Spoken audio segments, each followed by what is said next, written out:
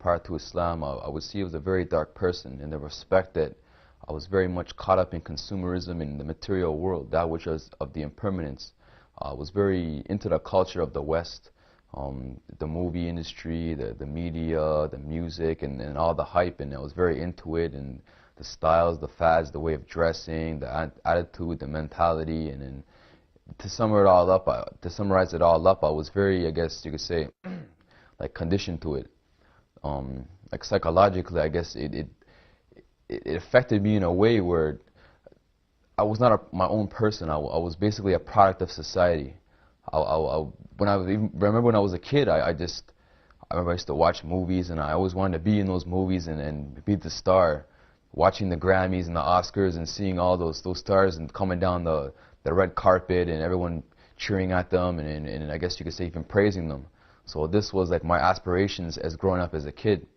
Now, financially, it didn't seem to be going down that route because I was very like poor. At one point in my life, I was living with my mother, my father, and my mother had divorced, and I was of a Catholic origin, my religion, but I wasn't religious. I got into the society and I began to chill on the street with my friends, and I began to engage in activities which were not benefiting me. In fact, they were poisoning my mind and poisoning my body and my spirit. I remember even Jesus quotes one time in the Bible. He says that we have become a people who are like the people who clean the outside of a glass but don't clean the inside. So I was like one of these people who I would always want to wear nice clothes and look nice and put my hair nice, but I never cleaned the inside of my heart. And this was the culture of the society. So I began to become a person who just chilled on the street with my friends and just became like a real dark kind of person. Like I said, in the darkness. I really didn't see Muslims at all my whole life. I never even heard about Islam. So growing up in this society, that's who I became, and I became just a product. I was a consumer, just to buy and just to be that kind of person. So this was my background, and this is where I was coming from.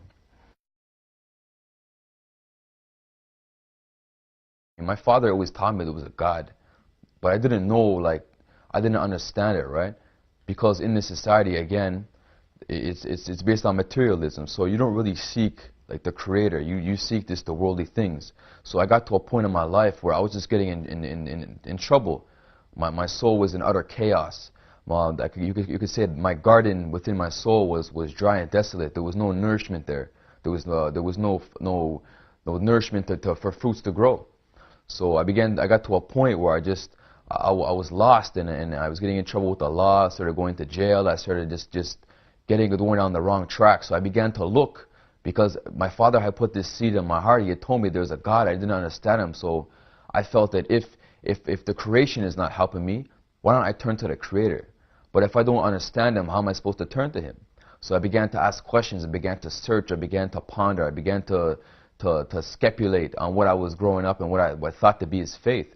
And as I began to explore, I began to realize that there was a lot of questions unanswered, which couldn't be answered by those who I felt were of higher knowledge in regards to these matters. So I just began to search and search and search, and it was in 2001 when I actually learned the first time about Islam. And it was if the seed which was inside of me just sprouted a leaf and began to grow more and more. And it's like the second I heard about Islam, my whole life I never heard about Islam, but the second I heard about Islam, it was as if it just a sparkle from within. Or like I was in that darkness, and I seen a little light flicker, and it kept flickering, and it just got me interested. And I couldn't explain what it was, because even though I was always seeking the materialistic side of the world, this simple thing called Islam seemed to be more attractive to me for some reason. So I began to go towards that. My friend, it was his idea. He said, you know what? You want to just go inside this masjid and see what this Islam is all about? So I was like, I'm not doing nothing else. Why not? So we go inside, and me, like growing up, I was used to hearing rap music and hardcore hip hop and very negative type of things, right, in my ears. But for the first time, I was hearing the purity of the Quran, and it was very weird to me.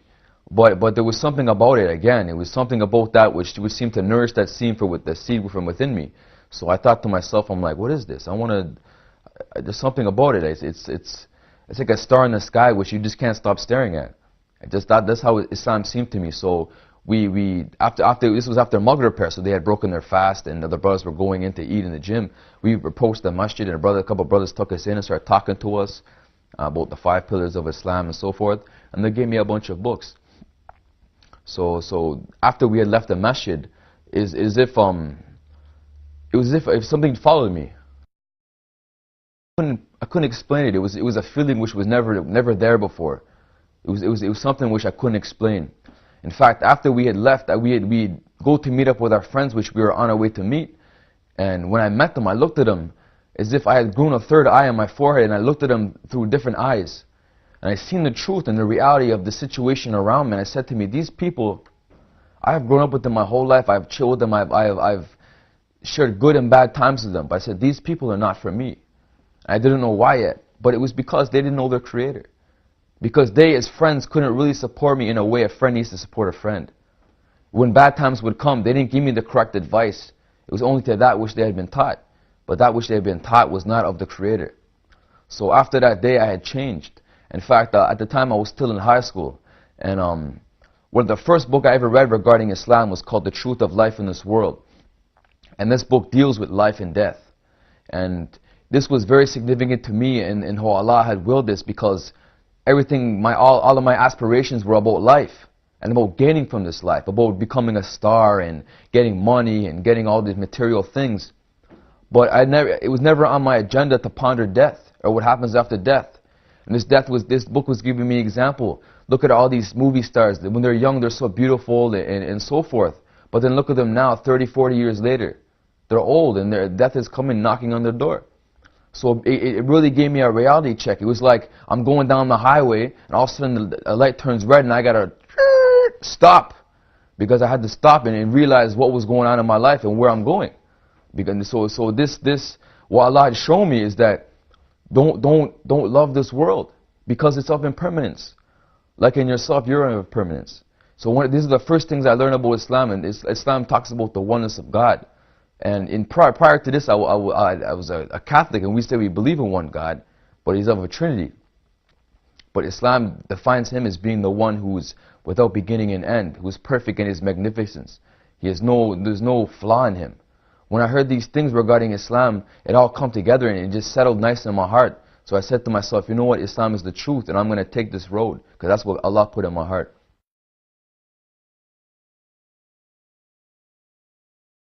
It was about a month and a half after September 11th, so my father had preconceived notions regarding this religion, Islam, and had a tainted ideology towards it, and I guess a stereotypical view because of what TV had shown in the events and so forth. So I had got to the point where I actually had to leave my house because the situation was getting so bad. I mean, I would try to pray, and then he would come into the room drunk, and it would be just... It speaks for itself, right? So I had to leave, but alhamdulillah provided for me, and I was able to get back on my feet and practice my religion. So since then, me and my father, we've had a completely different relationship. We sit down as men, we talk on an intellectual basis, and we have a way better relationship. We can talk as men, and he respects me as not only as his son, but as a grown-up man. Now I have a wife and a kid. I've moved on to a next level. In fact, those around me who knew me from the past, they see me now, they don't even recognize me. They call me Daniel, but really in my heart I'm Shaheed. I've changed. I've become a new person. That person who once lived and walked down the street with such pride no longer exists. This is what Islam has done to me. It has brought my life in a 180-degree turn. It has changed my life in every respect. My characters, my morals, my ideologies, my respect, and my admiration for the creation. To the point when I leave my house, I can just look at a tree and say, all praises be to Allah, that tree is magnificent in its scientific structure. When I look at a car, I can see that it's only manipulated elements which have been shaped and fashioned through the knowledge of Allah. Everything is Allah's manifestation in knowledge, and that's how we know Him. When I leave every morning when I wake up for Fajr prayer, I look off my balcony and I see the sun rise, and I appreciate it even more. In fact, after I had become Muslim, I remember one time when me and my friend Ayub, we had sat down for over an hour watching a bee going from a flower to a flower, just watching it in amazement, because we never really realized. Growing up as a kid, I used to have peanut butter and honey sandwiches, but I never pondered on where the honey came from. The fact of the matter is Allah has made that bee with a purpose, and that purpose is to get pollen, bring it back to the hive, and it never goes against its purpose. It always does that. And then they manufacture it or so ever, pasteurize it, whatever they do, and it goes into those little machines, and then it comes and they spread it on our bread and we eat it at school. But you never really ponder on that. So I can say Islam has changed my mentality completely. I think on a different level. I mean, alhamdulillah, man. Allah knows where I might be today if Allah hadn't saved me and brought me to this Islam.